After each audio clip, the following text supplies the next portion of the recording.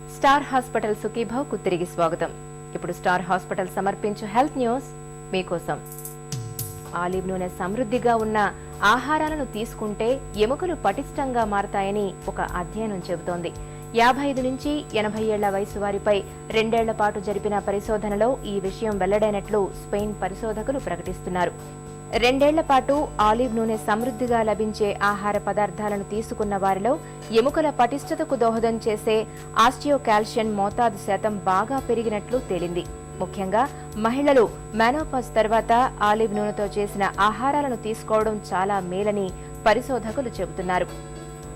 పొద్దున్న లేవగానే నడుమంతా పట్టేసినట్టుగా ఉందని, మెడ పక్కకు తిప్పలేకపోతున్నానని వాపోతూ ఉంటారు మనలో చాలా మంది. నిన్న ఎక్కువసేపు కూర్చుని పనిచేశానని, గంటల కొద్దీ డ్రైవింగ్ చేశానని, అందువల్లే నడునొప్పి వచ్చిందని అనుకుంటారు.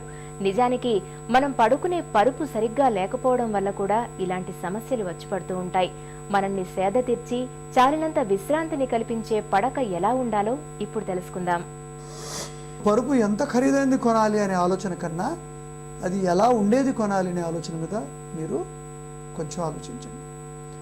పరుపు చాలా గట్టిగా ఉండకూడదు, కాకపోతే దృఢంగా ఉండాలి, లెవెల్గా ఉండాలి.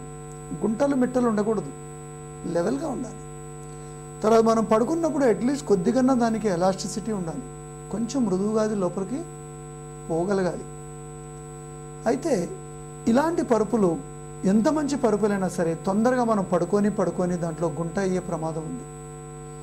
అందువల్ల మనం పరుపుని ఏం చేయాలి, రీషఫుల్ చేయాలి.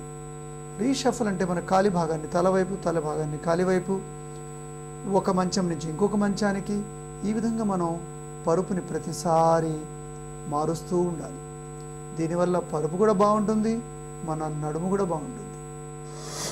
పక్కను సరిగా సర్దుకోవడం, చక్కటి పరుపును వాడడం ద్వారా మెడనొప్పులు, కండరాలు పట్టేయడం వంటి సమస్యల్ని ఎలా నివారించుకోవచ్చో తెలుసుకున్నాం కదా.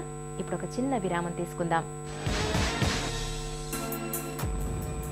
అకస్మాత్తుగా గుండె ఎందుకు ఆగిపోతుంది,